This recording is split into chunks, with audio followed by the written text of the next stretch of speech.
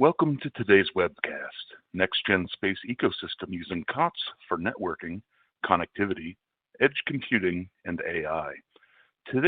Our sponsor today is Aitech Systems in Chatsworth, California. And this webcast is brought to you by Military and Aerospace Electronics Online. I'm Associate Editor Jamie Whitney. This webinar examines how the space digital backbone models an information highway approach to provide a unified, connected communication infrastructure for the increasing number of missions with networking backbones within a satellite or connected through communication links to a constellation of satellites. Today, we have some very distinguished presenters. Anthony Lai, Business Direction and R&D Director for Space at Aitech Systems. Larry Dungan, Project Manager and Design Engineer at the National Aeronautics and Space Administration. Brian Barnett, the founder and CEO of Solstar Space Company, and Paul Fry, the Director of Product Development at Solstar. Before we begin, a few words about our webcast. This platform enables you to customize your webcast console to your own preferences. You can move windows by dragging on the title bar, or resize your windows by clicking on the lower right corner of any window. You will notice a toolbar at the bottom of your console with icons that enable you to open and close the engagement tools on your screen. If you should experience difficulties with the audio or advancing of the slides, simply press your F5 key to refresh your webcast console. There also is a help engagement tool, the yellow icon, with a question mark if you need additional assistance. We encourage you to ask questions at any time using the purple Q&A icon on the toolbar. We will address those questions after the presentation. If we are unable to get to your questions during this webcast, we will do our best to reach out to you afterward. Today's presenters have made available a PDF copy of their presentations, as well as additional resources. These can be downloaded now or during the on-demand version by simply clicking on the green Event Resources icon in the Engagement toolbar. So, let's get started with Larry Dungan, Project Manager and Design Engineer at NASA. Larry? Thank you very much for the introduction. As mentioned, my name is Larry Dungan, and what I was going to talk about today is NASA's plans for the Gateway Space Station around the moon, and talk a little bit about why we're doing it, the directions we're going, and really the way that technology and how we're going to be using the technology that's out there and how that's tied to this webinar. Right now, you all have probably heard about it, we've got the Gateway program. It is funded out of the national budget for NASA. It's going to be kind of an outpost around the moon. You know, we've got a very large space station that orbits the Earth.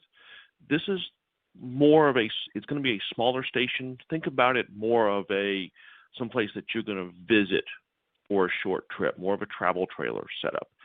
Part of the idea is that it's going to allow us to develop the technologies, the procedures, and test those procedures and equipment before we try to go forward to the moon.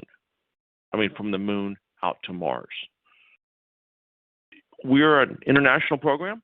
We have accommodation of the Japanese Space Agency, European Space Agency, Canadian Space Agency, and also NASA is tied together in this effort. So this is truly an international effort, similar to what we have on the International Space Station today. Why do we want to go to the moon before Mars? The great thing about the moon is it's relatively close. It's a couple of days away. It allows us to do testing. It allows us to have an environment that's similar to what we would have on the transit to Mars, specifically tied to the radiation environments and how that radiation is going to impact the electronics. The other thing is if we do have a problem or if we have something doesn't work out so well, we're literally a day and a half to 2 days to get back home. It would be a little bit harder when you're 18 months away to have a, kind of a learning experience. Some folks have compared this to kind of the first trip, the first type of a camping trip. You might go somewhere a little bit closer before you drive halfway across the country. What I'm showing now is kind of our path forward, and this is a really exciting time. and the space agency and in the space news, because several things are actually happening. If you look in the top left, it talks about the Lunar Reconnaissance Orbiter. That's around the moon now and sends data to us. Artemis 1 used to be called EM-1. That's the Orion spacecraft that's been developed by NASA to take humans and people back to the moon, is actually sitting on the launch pad at Kennedy Space Center right now for the wet dress rehearsal, or the final set of tests before it's potentially going to launch in late April or early May. And so you can see we're really starting to make these steps forward. We've got Artemis 2 is actually nearing completion of fabrication. It's going to be going into vehicle testing. Gateway, the space station around the moon, we're going through the development right now. We've got contracts with most of our major providers. We're actually, a lot of the hardware is in the design cycle right now, and there's actually hardware being manufactured today. And then if you look at the bottom, you look at some of the robotic interfaces and that we're actually putting on the moon. You have the several of these are in development and are going forward, and we've actually awarded contracts to several companies to be the delivery vehicle of small robotic payloads to the moon. So it's really an exciting time, and we're really kind of stepping down this Artemis philosophy of bringing humans to the moon and going back to being explorers.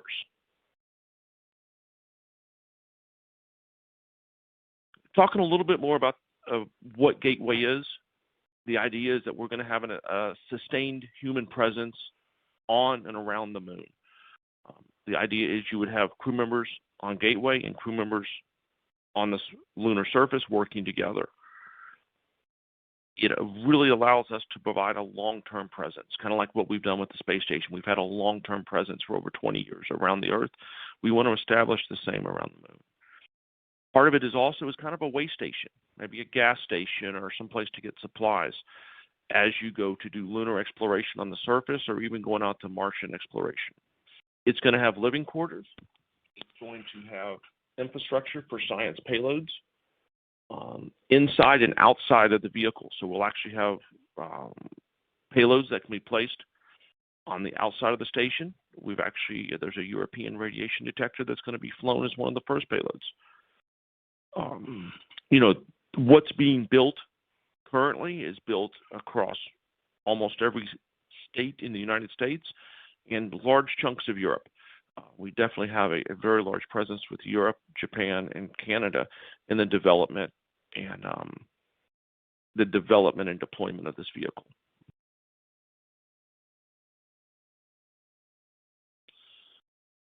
So looking forward, we've really got our first two components. They're scheduled. We say they're a launch in 2024. That's actually shifted recently into 2025. We have what's going to be called the CMV, is a combination of the power propulsion element and the habitation and logistics outpost. The PPE has actually been awarded to Maxar.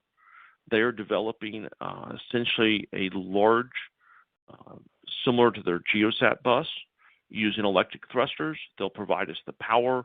They'll provide and a lot of the GNC and command and data handling will go through that element, because it actually is what's going to control the station and the power combined with how we do the propulsion.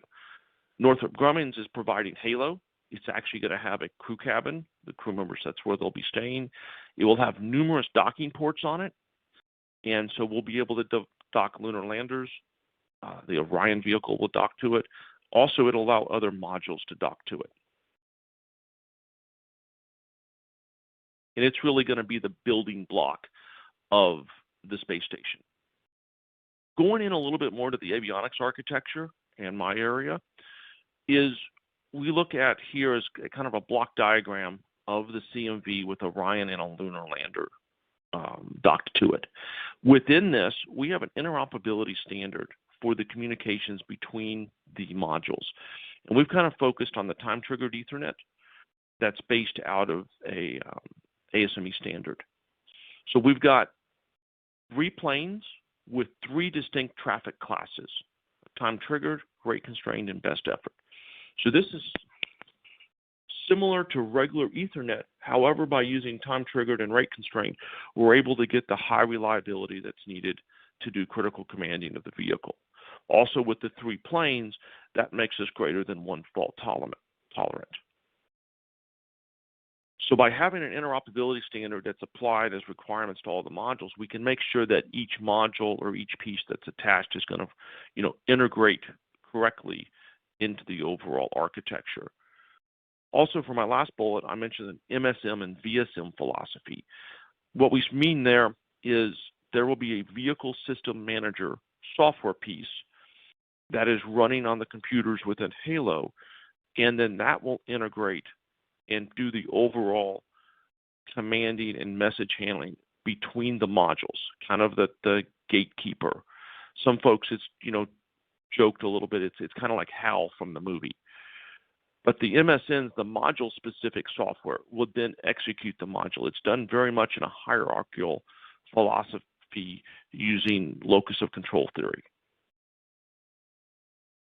And then the diagram on the right-hand side shows a little bit more about how you would have a time-triggered switch or an Ethernet switch, how that interfaces down to an end system, or say you'd have a computer there, different computers, different payloads that could be attached to that switch, and then how that communicates over to Halo, and then the line out to the right shows it would go out to the overall station.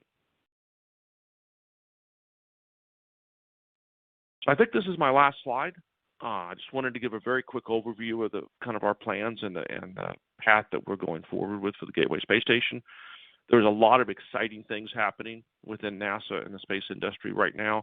So what I've got up as the last slide is some ways to connect with us, the ways to get information. There's there's Facebook, there's Twitter, there's space.com. There's a lot of exciting things, and it's a very fast-moving program. So I'd encourage everybody to support and continue to follow what we're doing. And with that, I'll pass it back over.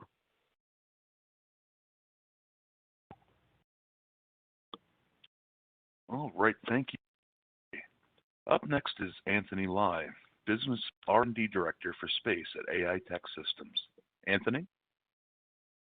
Yes, good morning, good afternoon, good evening to all of those who join us from US and from outside of US. I noticed there's quite a few international partners of ours joining us, so welcome aboard. Thank you, Larry, for giving us a quick introduction of the and the future plans of NASA. I'm sure that there will be more questions to come in our Q&A section. So in Aitech, what we are going to be providing to you an insight or a current status is what's going on in the market and how digital backbone will fit into the current solutions space that's needed for the next generation solutions. So challenges. Our industry is always up for challenges, and so challenges that we've seen, there are quite a few of them. So we're going to highlight a few of them to you from our point of view. So the first one is obviously the use of common commercial off-the-shelf COTS or modified off-the-shelf MOS infrastructure that will help us to deliver timely and cost-effective solutions to customers, as you can see in the wealth of catalog products from Aitech in our website. Improved connectivity. Now, the new generation of satellites is now called software-defined satellite, just following similar to ground defense programs using software-defined radio. The difference is software-defined satellite, now we're looking at overall mission can be configurable in space during the mission that allow adjust or further upgrades of systems that allow us to enable more capabilities and missions for going to the end user customers, the services that's needed for the ground as well as for the space access. Reliable integrated computing is a key point in today's business. No matter what you try to do, computing is always needed. High performance edge computing is really the game in the market today. How we can bring multi-core processors and capability to allow us to perform at high level in space, as well as onboard computing in our satellites and spacecraft that can make real-time decisions, as well as processing of data to further help to increase our downlink capabilities for quick decisions or missions or any other type of scenarios. Last but not least, on this slide, the new buzzwords in the market is artificial intelligence of everything, machine learning, and so forth. So all these are required to be done and implemented by multi-core processors, multi-processor systems as well. And these are some of the newer type of trending products that Aitech is also engaged to offer to our customer needs. The next set of more traditional type of challenges that still exist today with new programs and new needs, including modularity and scalability. TRL has always been a question from our customer about how well these products have been performed in the past to give them confidence and lowering the mission risk to launch into space for the next generation of missions that our customer would like to serve. More importantly, there's lots of on-launch vehicles today. And to be able to move from vehicle to vehicle for various reasons, including the recent news during the Ukraine war, there are companies that need to move the satellite services, constellations, to launch from one country's worth of launch vehicles to another. And that require readjustments that needs to be done and built in from the design of the hardware that allow this hardware to be able to fuel and launch in different types of launch vehicle that has different shock and vibration environments. So that's something important to keep track of because that will give you flexibility over time of time to launch and deliver the service to your customer the fastest you can make it. Size, weight, and power has always been something that has been trendy for the last 3-4 decades.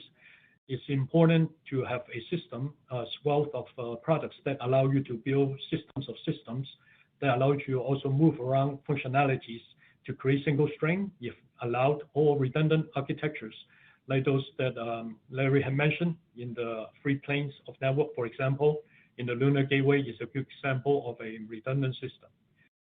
Digital backbone is what we are trying to talk about mostly today. Digital backbone is basically a unified, flexible, and scalable communication infrastructure that allows for multiple type of device connect together, not just from the computing point of view, but also sensors in a unified system that allow a satellite to communicate within itself or across to a constellation of satellites that is needed. So what is a digital backbone? This is a quick diagram to basically show you the digital backbone in a nutshell. We show you with 2 different colors of product offerings. One is in blue color for NEO and LEO Earth orbit systems. The near Earth and low Earth orbit systems are typically proton-rich environments that allow you to fuel these projects and products that are single event latch-up immune to proton from our previous testings of our products, as well as for going to geosynchronous orbit and moon or lunar environments that require much higher level of single event latch-up thresholds, as well as total dose for longer missions as well. So what Aitech has to offer in our digital backbone is starting from a central network backbone environment in the network connectivity with a form of a gigabit Ethernet switch that allow our customer base on the left side with your custom sensors or even laser terminals that are being considered to use for inter-satellite communications today to allow the sensors input to be processed by the right side where the edge computing nodes with the GPU or other type of processing elements, as well as high-density data network storage to give you the network attached storage capability in a system that allow all systems to be able to cross data that's coming in collected and processed for additional decisions to be made using artificial intelligence as well as deep learning, as you can see here. In this architecture, one of the key components and element of the role and responsibilities is a radiation hardened. What I mean by radiation hardened in this case is more single event upset hardened type of system that's much more reliable than the rest of the components that you see in this diagram. They allow the system to be managed and also coordinated. If there are issues occur, a system like that can also provide managing functions to reset or individually perform different types of functions, tasks from nodes to nodes or processing apps that allow for more reliable system to be able to operate in space and finally achieve the high performance computing that you're looking for in a digital backbone. The most important thing in a system will provide a product of a catalog of a variety of products is you need to be able to provide different grades of products. Different grades come with two very important elements driven by our customer needs. One is cost. You want to be able to design to cost for different type of needs in a mission profile over a period of time, as well as also the robustness from radiation capability for different types of missions. So what Aitech has been offering for more than 3 decades, close to 4 decades now, is in our Series 100 product for lab development. And most recently, we actually have improved our hardware solutions by adding on a hardware emulator for in software using an open standard called KMU that allow you to actually get a processing element up front in a sandbox in Linux that allow you to operate in a laptop to develop your flight software in parallel of waiting for hardware to show up.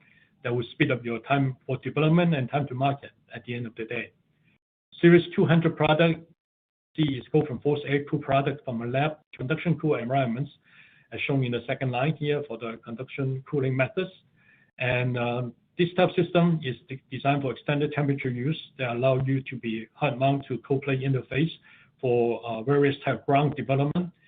Series 200 does not necessarily come with the radiation pedigree that is guaranteed by radiation load acceptance testing, but the design of the components do come with a radiation consideration when you come to selection of parts. That will be the next step for going into Series 300 and 500, that are your space flight units.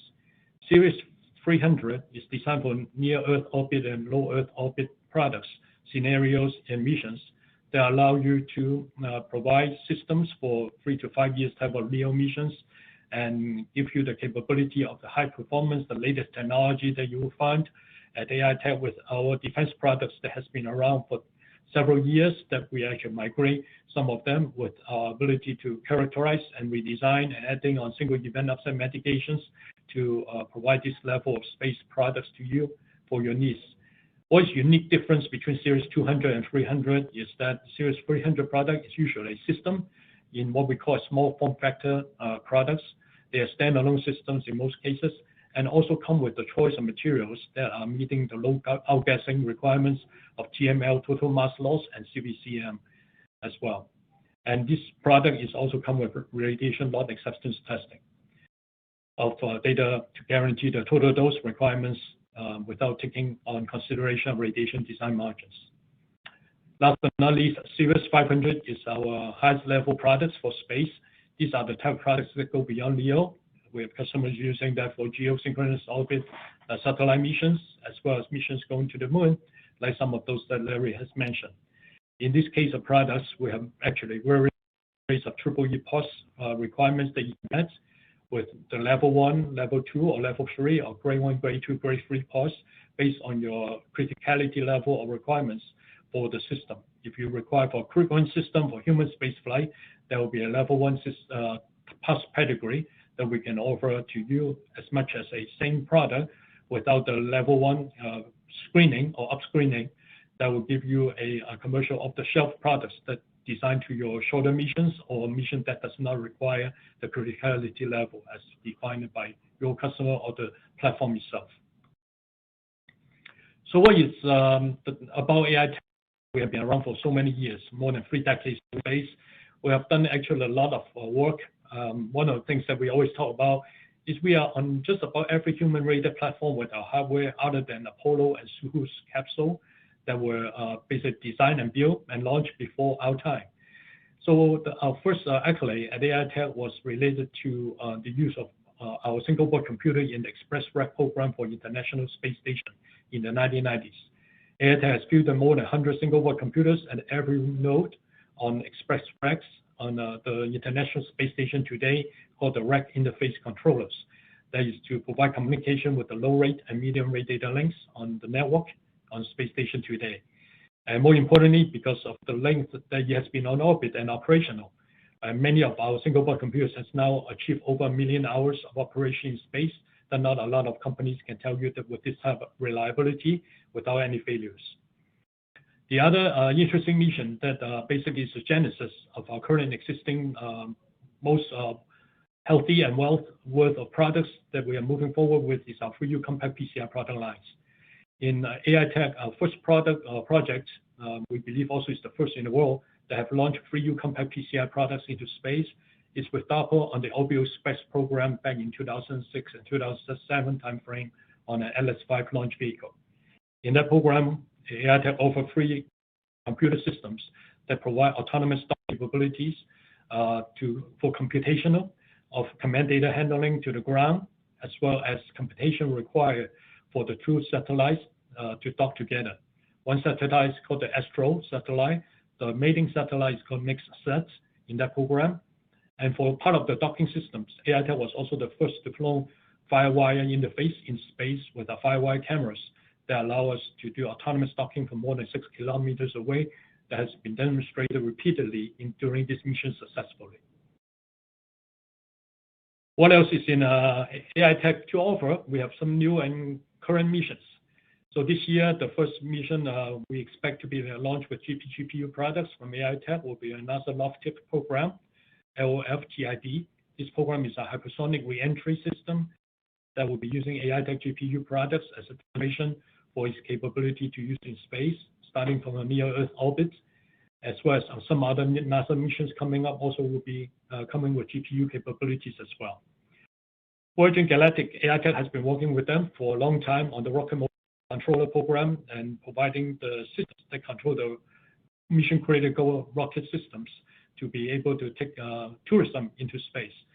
So after multiple launch, most recently in 2021, Virgin Galactic announced that FAA has finally certified the program to allow space tourism to actually take place. And so Aitech is very proud to be a part of the Virgin Galactic team here to offer this product in a mission-critical system. Last but not least on this slide, like Larry said, Aitech is part of the HALO program, offering our computers together with our customers to offer one plane of the networking capabilities that is being used in space. Solutions where Aitech come into play. We look at ourselves as a Space 2.0 company reborn into Space 2.0 in the last couple of years with all the different needs and demands. We have more than 4 decades of design manufacturing capability for harsh environment worldwide with multiple sites to help our customer locally in the near time zones. We also pioneered in launching VME bus computers back in the 1980s when we first started as the first company to offer secure VME products for conduction cool environments. And Space 2.0, like you mentioned earlier, we have digital backbone, GPU, network attached storage capabilities to help you to build up a network inside spacecraft or across a constellation of satellites. We have various types of ruggedization level, give you radiation tolerant and solution that is for different price range to your different needs as well.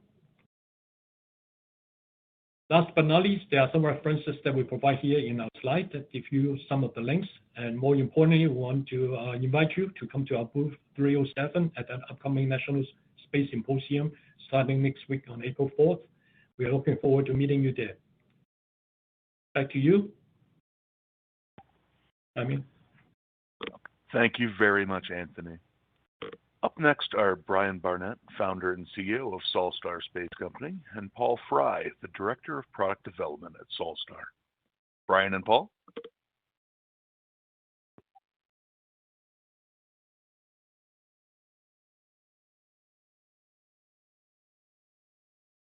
Yeah, so I'll just jump in here. So about Solstar Space. So Solstar Space is a space communications company. We're pioneering the use of internet technology in space for all things on orbit and all things and people in orbit and beyond. A little bit about our Solstar's heritage. So back in November of 2013, Solstar demonstrated the first connection between a commercial satellite constellation and a spacecraft at rocket velocity above 100 kilometers. Fast forward to April of 2018, using a NASA SpaceX agreement, we successfully used our onboard internet connection to tweet from outer space inside the Blue Origin New Shepard crew capsule. We actually had a hotspot going on inside and used the Wi-Fi hotspot to tweet from space. And then again in July 2018, we ran the test again on board Blue Origin's New Shepard. This one, we maintained an internet connection from launch to landing, as well as during an emergency escape test, which was very cool to see. And then currently, we have an ongoing confidential project. Solstar is currently supporting a multi-million-dollar space communications project with a leading U.S. aerospace corporation. So what's the problem that we're trying to address here? So the model for most satellite mission communications is still stuck in the 1960s, and in many cases, an asset on orbit cannot be communicated with up to 90% of the time. The demand is there. Primary space communication networks are being retired, like TDRS, and payloaders, astronauts, tourism, and hardware communication is really finding a new need for easy, persistent, and bidirectional communications. So what is the solution that Solstar Space is offering? Is persistent space-based communication system. So we leverage existing and emerging telecom satellite constellations as our providers, and we offer persistent access to people and platforms in orbit, and then again, bidirectional communications between internet-connected devices in space and on Earth. So space to Earth, Earth to space, and even space-to-space communication, and all from internet-enabled devices. And how is this getting done?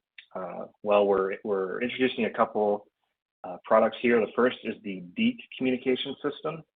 This is a very low swap, very swap-conscious terminal that's built to go into small sats, CubeSats.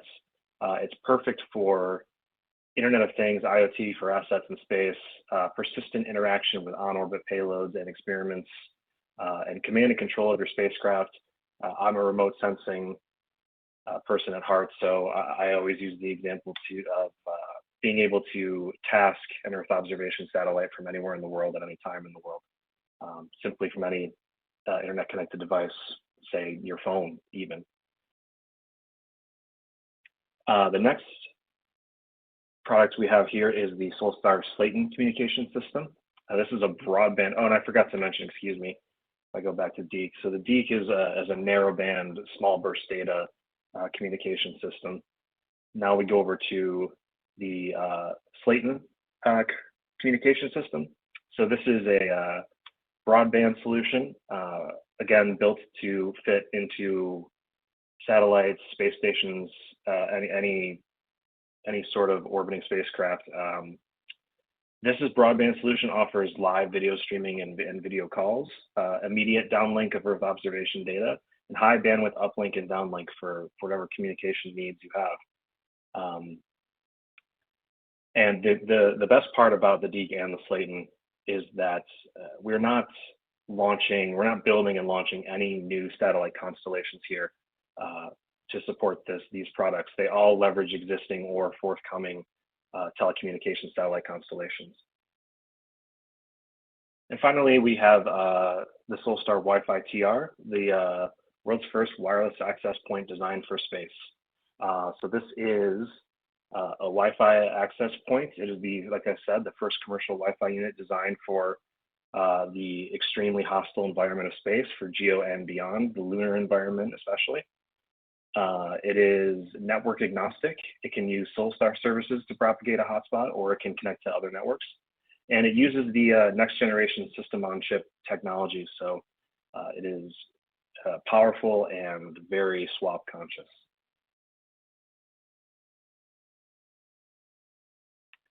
And then finally, I just have a little contact info for anyone who would like to learn more.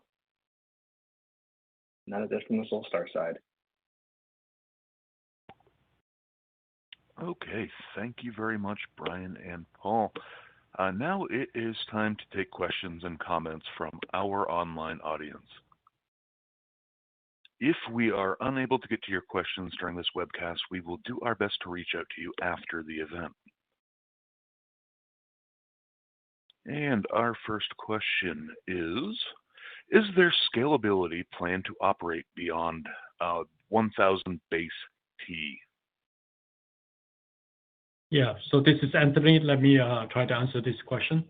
So Indeed, we have already been started applying some of the new products to 10 gigabit Ethernet and higher. Mostly will be in optical domain. So that's our current plan for the systems in our roadmap to go beyond 1,000 base T. I hope that answers your question. Thank you. And are there SBCs compatible with SpaceWire and space fiber standard? Yeah, so in Aitech, our products does come with a mezzanine card slot called PMC site, PCI mezzanine card. They allow our customers to use mezzanine cards to add additional I/O function in a single slot, a free cost solution. In the case of SpaceWire, we have a S730 SpaceWire card that has been around for more than 13 years in use by many of our customers to provide that capability. For space fiber, it is something new that we have the end user interface in the design that's ready to support our customer with the product when such needs comes. I'll be happy to help you with if you can contact me separately after this call. Thank you.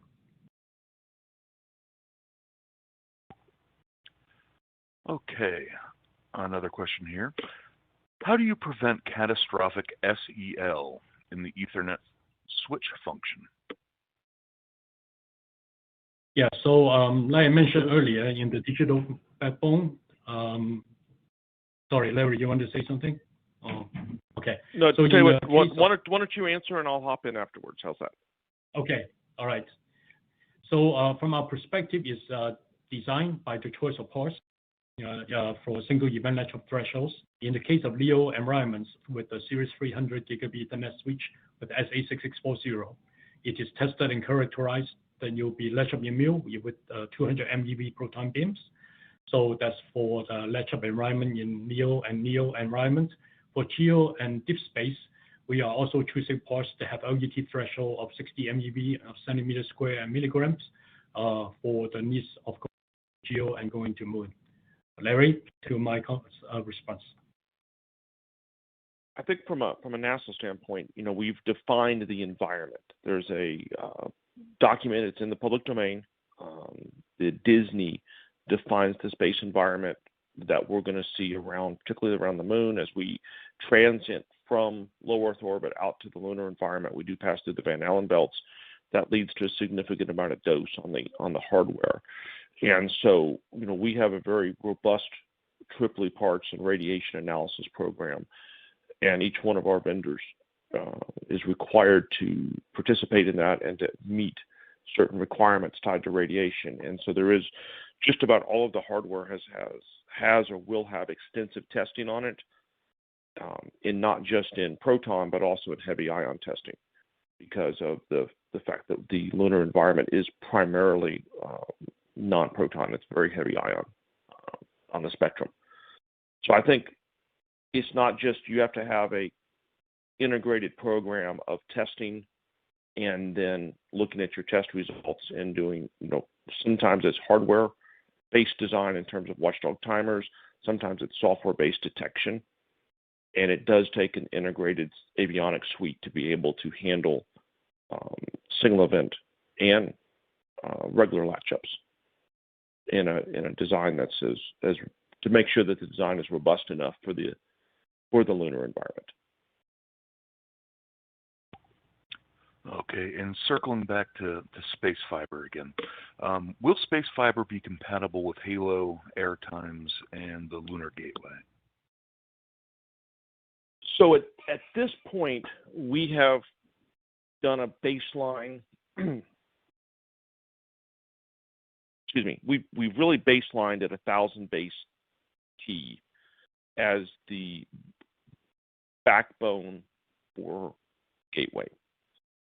That is not saying that in the future that won't be increased. That there's a couple reasons for that. Is it is a copper-based solution, and we do know that there is some challenges with some of the fiber optics in space. Also, too, we were looking at the ability to utilize the ASME standard for TTE and having multiple options within the vendor space and the trade space for solutions. And so we were looking at going forward with a kind of an existing standard that has a little bit of history with it when we made those decisions. Okay, and a question for the Solstar team. A couple here, actually. First one, I'll let you get to. What commercial telecom constellations does Solstar work with? Sure, so I can take that one. We actually have relationships with almost every commercial telesat communications constellations there is. Well, that existing and ones that are forthcoming and scheduled to be launched. That's the great part about our technology is it can be leveraged to use a lot of different satellite constellations. Okay, and a follow-up here. How does Solstar technology get integrated into a spacecraft? Sure. So we like to think of it as 4 easy steps, if I can remember them. The steps are integrate, launch, activate, and communicate. So we integrate on the ground, and we integrate the spacecraft on the ground. It's designed to handle the stresses of launch. It's launched, and then we activate it through Solstar. Solstar provides the airtime and service, and then you are ready to communicate. Perfect. And a question for Anthony and Aitech. What role does COTS play in this next evolution of open standards-based space technologies?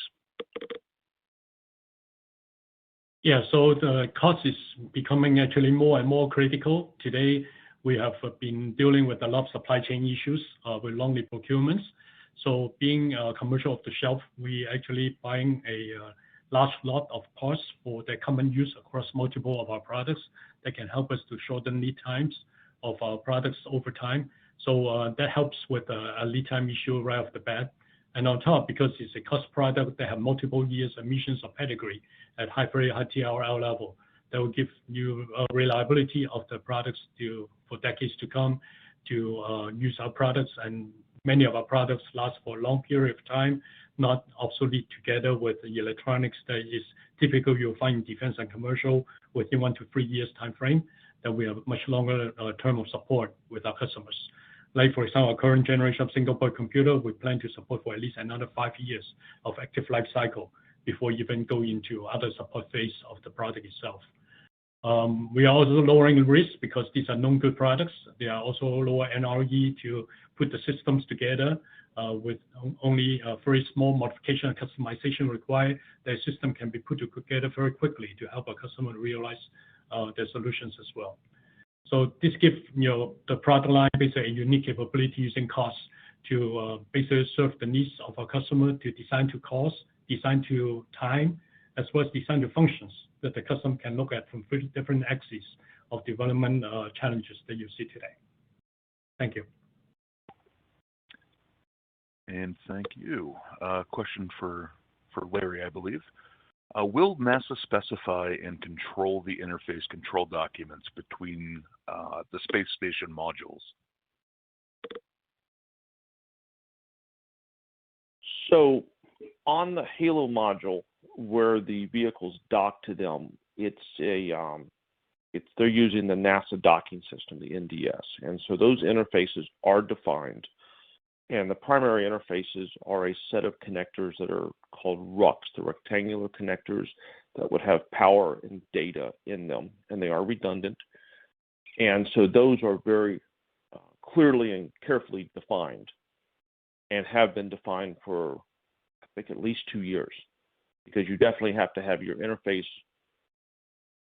The interface is extremely well defined up front as you go into just the initial module development and build.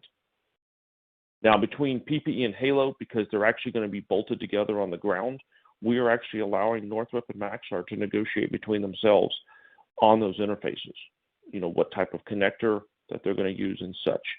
So that is 2 companies working together to have a functional spacecraft. Thank you. Another question here. What screening are you performing for Series 500 at level 2? Yeah, this is Anthony. So for Aitech in our ruggedization on the far right in the table we showed you earlier is Series 500. Series 500 products, we have upscreening for 100% upscreening of the parts that do not inherently meeting the NASA requirements in EEE INST 002, or in the case of plastic parts in PEM IMST 001. In those two documents, the specified upscreening requirements for each type of devices, the Aitech follow for 100% of the upscreening, as well as lot qualifications for the parts that we will be using on those programs. Similar approach is also used in level 1 requirements as well. Thank you. Thank you, Anthony. A follow-up for you, actually. Are you planning to use any optical fiber options? Yeah, so like we mentioned earlier, in our roadmap for our future networking capability, we are looking at 10 gigabit Ethernet and beyond with optical interface that we are already in the process of selecting components that would be able for us to do that in the future years to come. So we welcome you to come and talk to us either at the show next week or contact us directly, and we'll be happy to talk to you about that. Thank you. Another question here. Are you working on Space VPX or VNX modules? Yeah, Aitech is working on Space VPX modules at this time. Thank you. Thank you. Okay, another question here. Are the control documents in public domain? You know, that is a very good question. At this point, I do not believe that they are. I believe that there is the PPE to Halo is cannot remember if it is a NASA or a Northrop document, and it is not considered public domain. The docking port design ICD is a Boeing product, and I do not believe it is public domain either. Sorry about that. Larry, if I can help you here, the Lunar Gateway Environmental Requirements document is a Northrop Grumman document, so it's not in public domain. That is correct. That is correct. And in terms of the ICDs, they are not. I do know that the Disney for the radiation environment is a public domain document that folks can go look at. Okay, thank you both. Question here. Do you have a post-IP architecture? So in the digital backbone right now, we are looking at multiple options of open architecture add-on capability. Mostly of them are protocol built on top of IP at this time. So we have not looked beyond that because there's still quite a few things that we can consider to add in a time-critical Ethernet network backbone. In the case of the standards beyond time-critical Ethernet, there are also TSN, time-sensitive network capabilities, as well as EtherCAT, which is a time-critical domain capability for Ethernet interface as well. So at this time, we are working on high-level protocols that will be sitting on top of IP stack in a network switch topology. Thank you. And regarding the interface on Halo and PPE, is the only connector defined, or is the physical layer and other layers specified?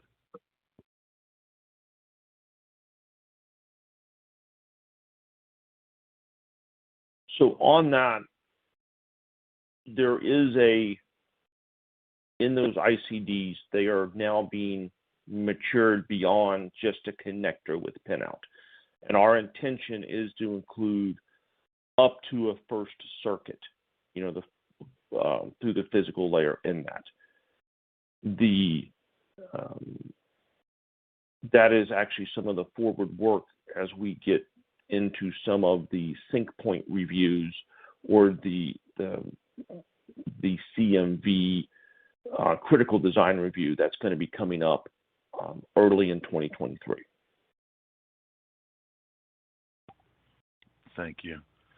Is triboelectric charging being considered, and is it an issue? Yeah, so this is Anthony. Let me try to answer that. That is a typical spacecraft charging concern, or it is also a concern when you're going on lunar terrestrial environment in a rover or lander, when you're in such a fine dust environment with a whole variety of materials, you can actually creating charges on the surface of the platform that you're building with. In spacecraft, there are enough technologies out there to talk about how we can prevent spacecraft charging to be accumulating at the wrong locations in electronics that is based on a good die cage design of systems. For the case of ground systems that go into moon, I'm sure there will be some grounding schemes that will be required for those vehicles to be able to use on moon surface without accumulating too much ground charges that can damage electronics for a long duration mission. Thank you. As space companies adopt the digital backbone infrastructure, what do you see as the next steps for connected communications in space applications? Yeah, so I kind of answered that earlier in another question about digital backbone. So in general, digital backbone, we want to build on open architecture standards that allow our customer base to be able to use other network capable systems or components in the spacecraft. So the backbone will become a useful system for the entire suite of products and components or elements that are required on any spacecraft or space platform. What we believe that digital backbone will do is to streamline and expedite data transmission within a spacecraft or constellation of satellites. The key here is also provide low latency communications. As demonstrated as part of the design of Lunar Gateway, it's going to do that, but other type of platform can also be doing that as well. In the case of the DBB, it's also a unified architecture that provide reliable, high data rate throughput and scalability to our customer base. So to answer your question, we do have customers today that are implementing this digital backbone in the satellite design that will probably be launched next year into space. Okay, and Larry, you talked about this a little bit in your presentation, but there is a question here. I don't know if you'd like to expand at all, but can you talk a little bit more about the philosophy behind NASA's Moon to Mars exploration approach? So it's really the philosophy that's been laid out by the NASA administrators in that is really to use the lunar environment and the gateway as a stepping off point for Mars. You know, I talked a little bit about it, that it's a lot closer to home. You're able to get home quicker versus 2 days versus 18 months. It's a place that we can develop technologies, we can test technologies, we can develop procedures and methods at the moon that would be used on Mars. And this is really, there's been some discussions about and presentations about kind of the NASA roadmap to Mars. And that's really what you're seeing now, is that roadmap being implemented. Hopefully that answered the question. Perfect. And we are bumping up on the top of the hour here. So on behalf of Military and Aerospace Electronics and Endeavor Business Media, I would like to thank Larry Dungan of NASA, Anthony Live AI Tech Systems, and Brian Barnett of Sol Space. This webcast will be available on demand from the Military and Aerospace Electronics website at militaryaerospace.com. The link to the archived webcast will be sent to you via email within the next 24 hours. So, thanks for coming. I'm Jamie Whitney, Associate Editor of Military and Aerospace Electronics.